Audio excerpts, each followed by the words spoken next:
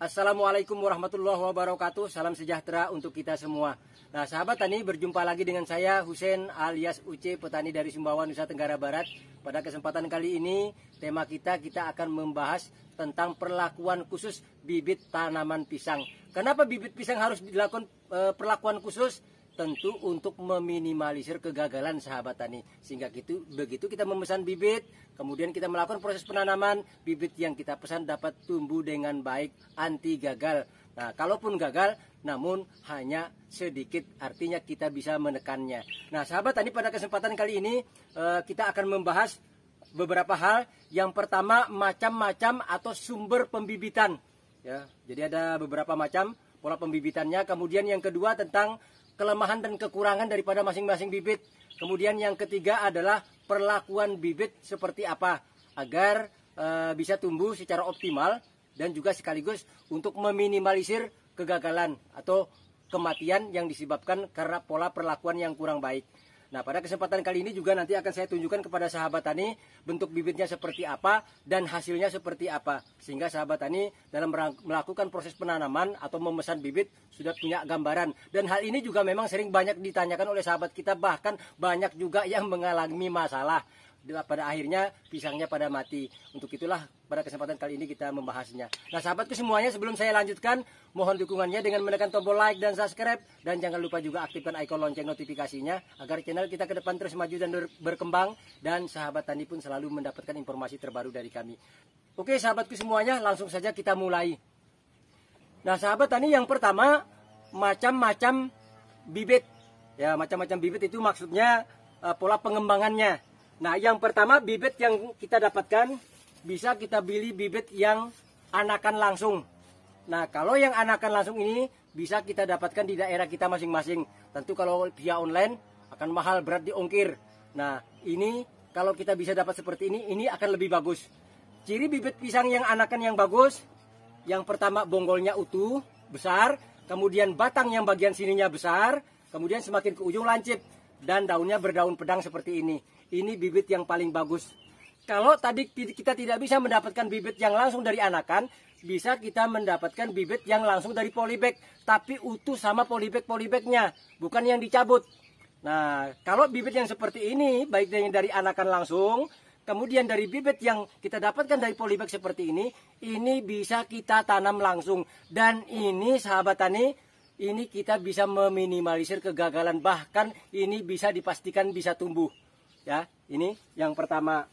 Bibit yang kedua, kalau kita pesan via online, ada 3 macam.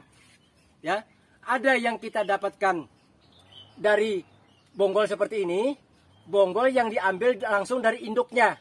Nah, ini besar seperti ini. Nah, kemudian ada juga bonggol yang diambil dari pola pengembangan bibit, baik itu bib atau split atau kultur jaringan. Nah, seperti ini dipotong. Kemudian ada juga bibit yang langsung sudah di karantina di media polybag.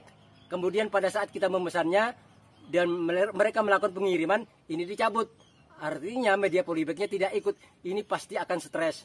Nah, inilah macam-macam bibit tanaman pisang yang bisa kita dapatkan. Baik ini biasanya yang kultur jaringan, yang pengembangan pola bib, split. Nah, biasa ada yang seperti ini. Ada juga yang kita dapat dalam bentuk seperti ini. Nah, kemudian dari jenis-jenis bibit tadi, sahabat tani, apa kelemahan dan kekurangannya? Nah, yang pertama, kalau bibit seperti ini, kelebihannya apa? Pertumbuhannya bisa maksimal.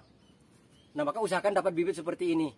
Ya, kelemahannya, tapi kalau sahabat tadi pesan lewat via online, tentu akan mahal. Tapi kalau di daerah kita masing-masing bisa kita cari yang menjual bibit, kita bisa langsung ke kebun memesan seperti ini. Ini akan lebih bagus. Ini saya sarankan yang pertama.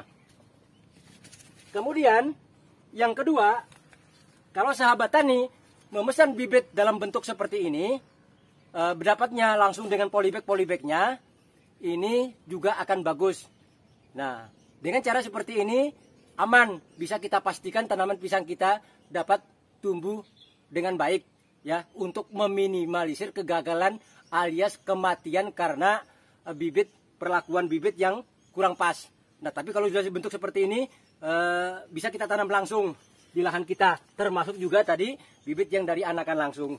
Nah, kemudian kalau sahabat tani mendapatkan bibit dalam bentuk seperti ini, nah, dari 3 macam ini ya, kalau kita pesan via online, yang saya sarankan yang pertama, ini yang lebih bagus.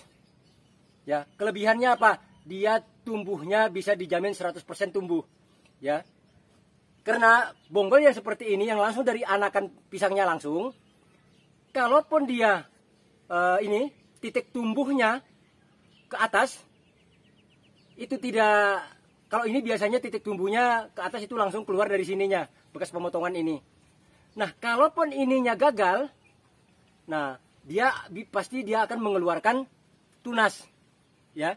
Maka dari bibit itu sahabat tani, begitu titik tumbuh ke atas atau meristem sekundernya, atau disebut juga meristem apikal, dan ini tumbuh terus ke atas seperti ini.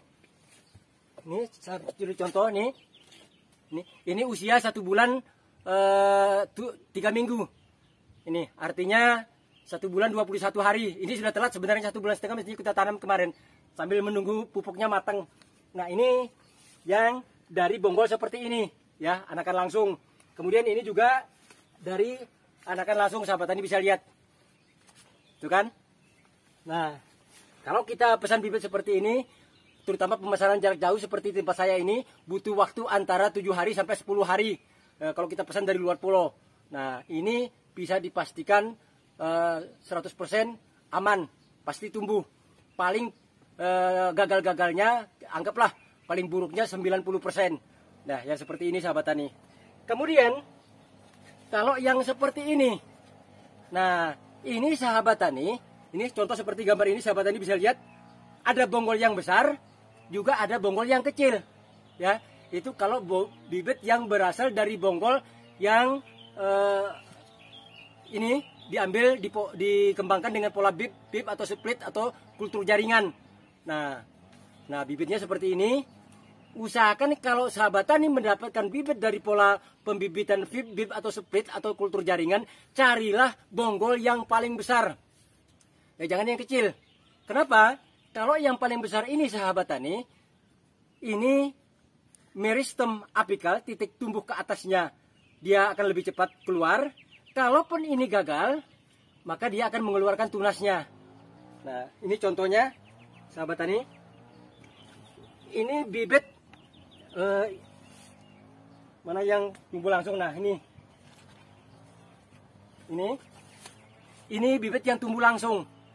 Jadi kita tanam ini, maka dia keluarnya langsung seperti ini. Karena titik tumbuhnya ininya langsung keluar.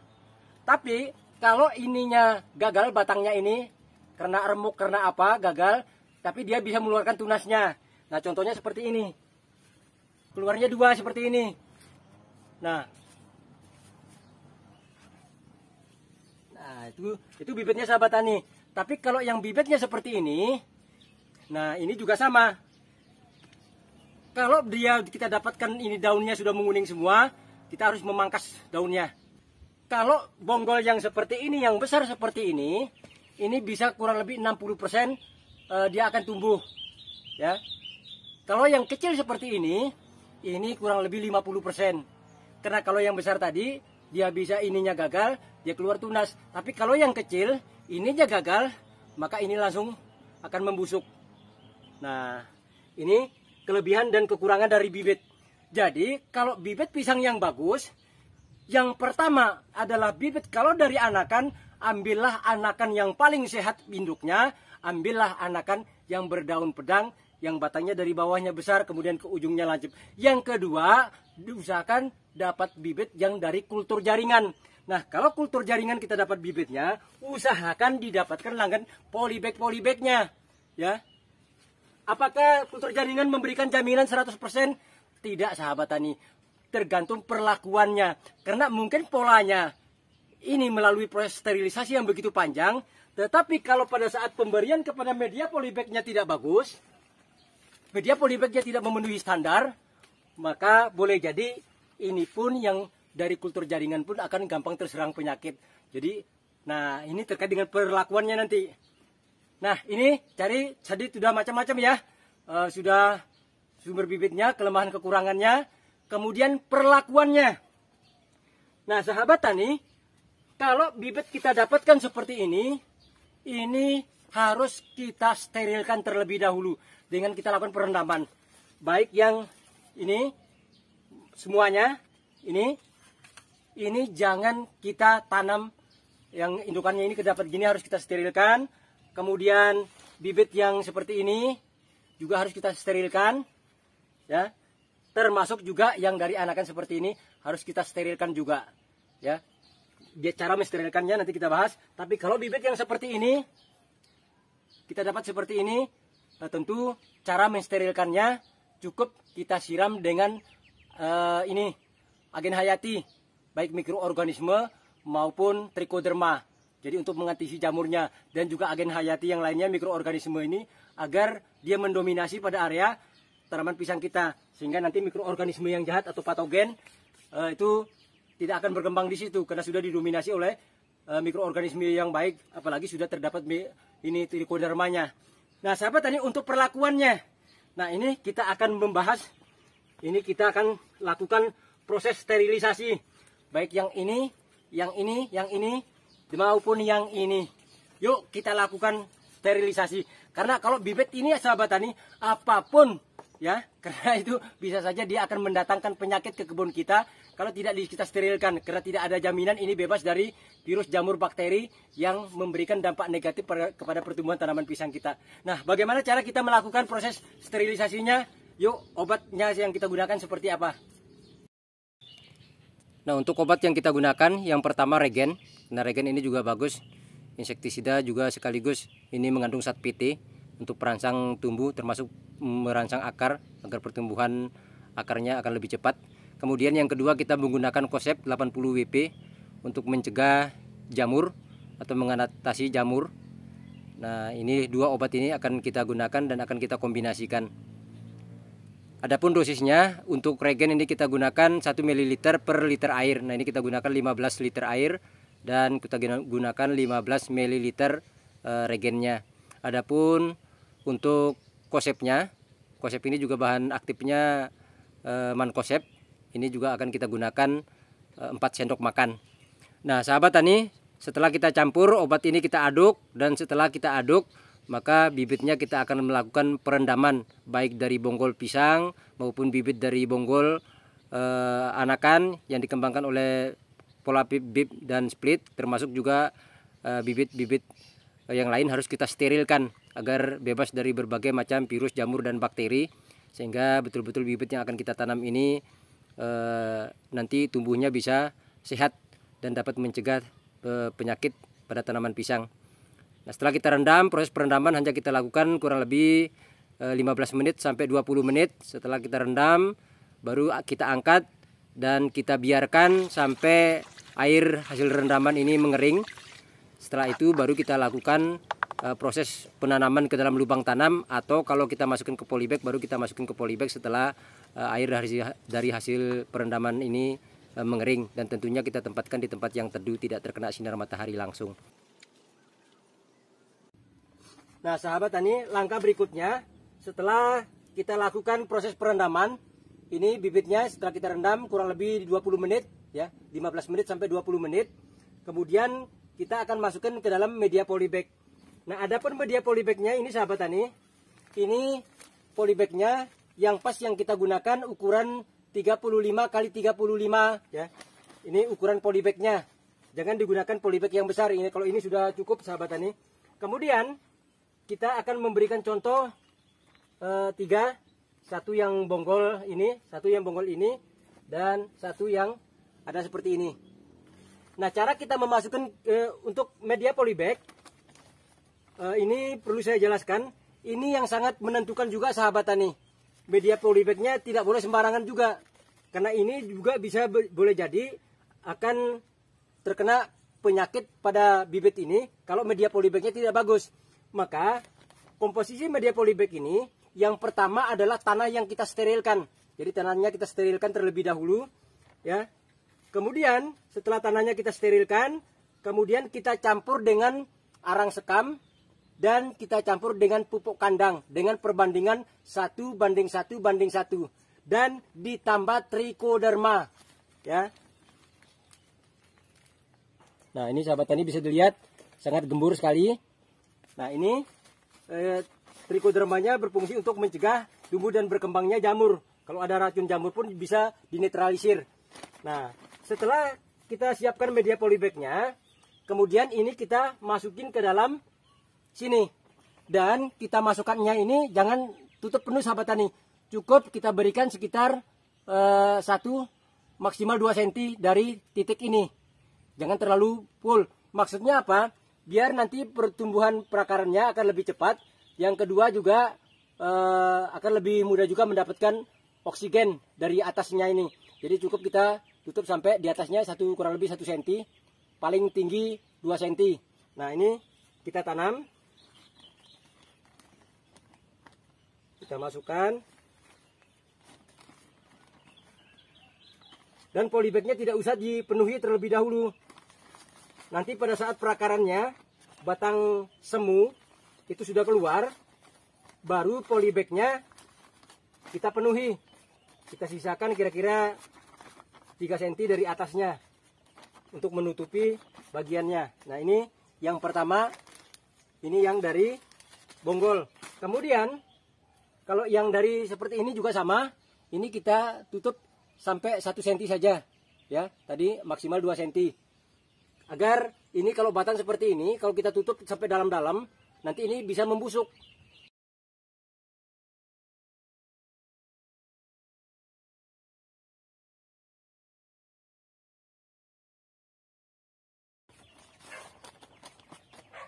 Kemudian yang terakhir, ini kalau bibit yang sahabat tani dapat dari model seperti ini, biasanya sudah daunnya menguning. Maka ini daun-daun ini bisa dipangkas.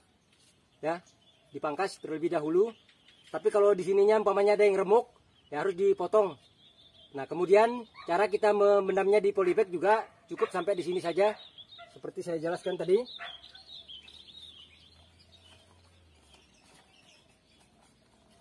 Nah, setelah ini baru kita siram sahabat tani. Kita siramnya tidak usah banyak-banyak, cukup 1 polybag ini kita siram segini, sekitar kurang lebih 1 liter ya. Karena ini kita tidak siapkan airnya, paling besok pagi baru bisa saya berikan airnya, karena ini airnya sudah asin, sudah naik sahabat tani, air lautnya. Nah, ini setelah kita siram, kemudian kita tempatkan di tempat yang teduh ya, tidak terkena sinar matahari langsung seperti tempat saya ini. Kita tutup bagian atasnya, kemudian biar ini nanti keluar.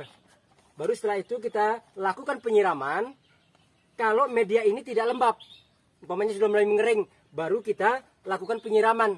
Ya, bisa disiram sekitar 2-3 hari sekali, tergantung kita lihat kondisi medianya.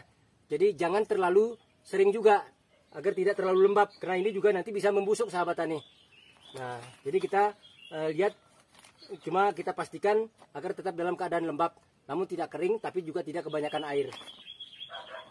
Nah, kemudian, ini satu lagi sahabat tani. Ini kalau yang saya namakan anakan rebung. Jadi daunnya masih belum keluar, masih lancip. Nah, kalau yang seperti ini juga bisa kita tanam langsung ke lahan, seperti yang anakan pisang tadi yang diambil dari induknya, dan bibit pisang yang sama polybagnya bisa kita tanam langsung. Tetapi kalau yang bibit seperti ini, jangan sekali-kali ditanam langsung sahabat tani. Karena kalau sahabat tani lakukan proses penanaman, ini bisa saja kegagalannya lebih tinggi. Ya, untuk meminimalisir tingkat kegagalannya, maka kita harus karantina dulu. Ini kurang lebih nanti 1,5 bulan. Ya, begitu daunnya sudah keluar antara 3 sampai 4. Nah, baru kita bisa melakukan proses pemindahan ke lahan. Nah, proses pemindahan ke lahan juga sahabat tani tergantung. Kalau sahabat tani menanamnya di musim kemarau, nah berarti kita harus memberikan naungan. Ya, bisa naungannya bisa menggunakan pelepah kelapa sawit, atau jenis palem-palem, untuk agar daun muda yang baru keluar gini nggak terbakar. Itu kalau di musim kemarau.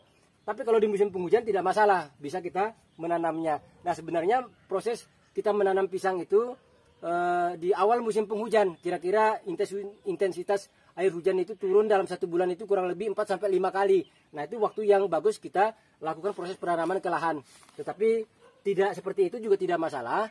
Seperti di musim kemarau bisa kita lakukan, cuma kekurangannya kita harus melakukan penyiraman. Nah, oke sahabat tani, itu saja untuk perjumpaan kita kali ini. Mudah-mudahan informasi ini bisa bermanfaat bagi sahabat saya khususnya pemula, agar kita bisa meminimalisir kegagalan di dalam menanam bibit pisang yang kita pesan. Terima kasih atas segala perhatiannya dan mohon maaf atas segala kekurangannya. Wassalamualaikum warahmatullahi wabarakatuh. Salam sejahtera dan sukses selalu untuk kita semua.